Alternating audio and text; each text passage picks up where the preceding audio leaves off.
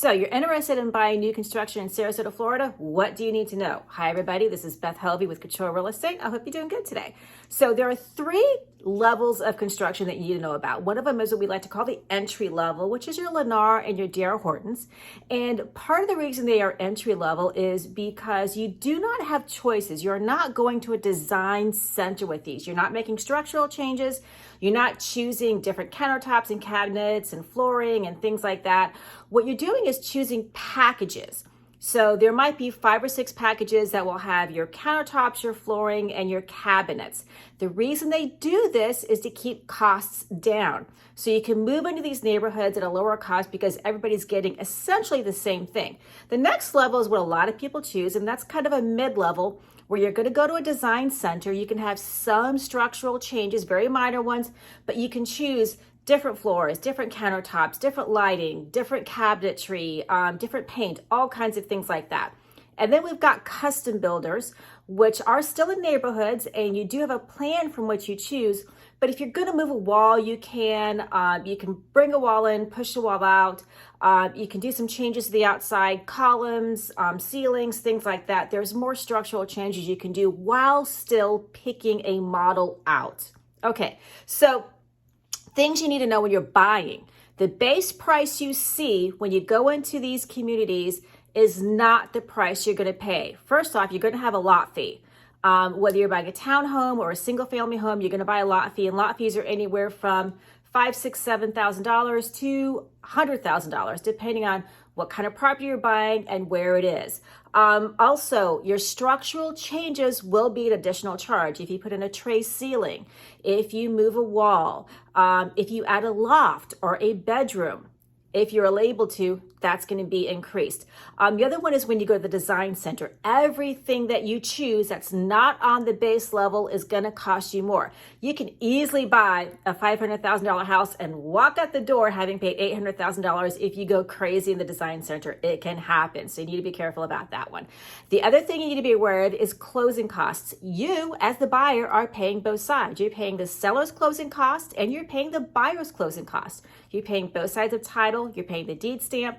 You're paying the title fees. You're paying all of that on your own. Now, one thing to always be aware of with these is if you're getting a loan, sometimes you can use their lender and their title company, but not always. A lot of times when you go into these communities, they're going to offer you incentives like you can get $5,000, $10,000, $20,000, whatever off if you use their lender and their title company. Be really, really careful about that because oftentimes those fees are built back in. Sometimes you're still going to get a smoking deal, and sometimes you're going to end up paying more than if you went with your own lender and your own title company or attorney, and those are some of the things you need to know. So when you go to the design center, when you're getting the mid or upper level, some things to remember: where you're going to put your money. Put your money in the floors, absolutely, because that's the easiest thing to do. And at that point is actually the most cost effective because you're not tearing up existing flooring and you're not moving furniture and all that kind of stuff. So it's really a good time to do it. Also put your money in your kitchen. Kitchens and good kitchens will sell a house, and that's where a lot of the worth is, or a lot of the value is. Another thing to put your money into is structural changes, tray ceilings, if you're going to do that. If you're going to move a wall, if you're going to put that loft in, you want to do it then, because structural changes you can't do after you move in. So pay attention to those and see what you really have to have. Things to be aware of that are kind of overpriced, really. Lighting is overpriced. Knobs are overpriced. Fixtures in bathrooms like your racks and toilet paper holders and the hooks and things like that, those are overpriced.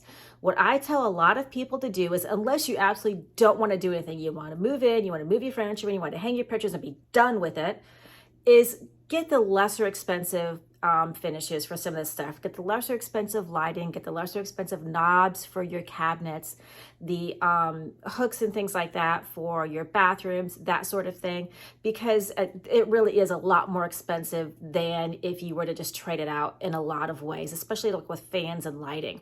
Some things are surprisingly inexpensive. Sometimes if you choose one paint color to paint the whole interior of the house, sometimes it's more affordable to do it at construction than to do it afterwards, because what they're going to do is they're going to go with a sprayer and they're going to spray everything, as long as you're choosing a color, one color for the entire house. Sometimes that's more affordable.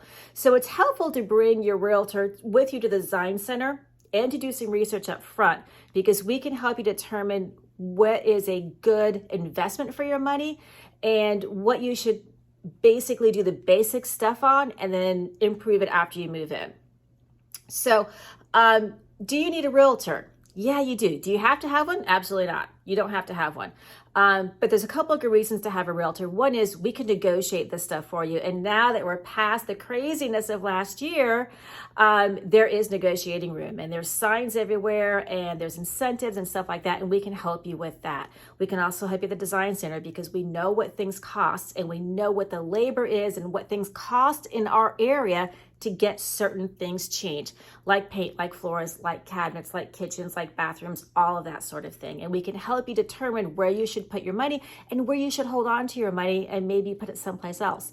Also, especially in this area, a lot of the people who build here are building from out of state. So if you have a problem with your build, unless you've got a realtor, you're going to either be coming down here off and on your own, or you're going to be stuck. I did a new construction not too long ago where the salesperson kept sending the same picture to the buyers of the front of the house and wasn't giving them proper updates, and the build was way behind. So it helped that I was there, because I was able to update the buyers on what was actually going on so that we could move things up the chain and get them back on track with their new construction. So pay attention to a lot of this stuff. Granted, if you want to walk into the sales center and do it on your own, you're more than welcome to, but there are very good advantages to using a realtor for the things I mentioned. So if you've got any questions on new construction, let us know. At any given time, there are literally hundreds of new construction communities going on between Manatee County and Sarasota County, and I would love to help you. So feel free to reach out to me anytime. If you have the opportunity to get out and get some sunshine, and encourage you to do so, wear your sunscreen, drink a lot of water, and we'll talk to you next time. Bye, everybody.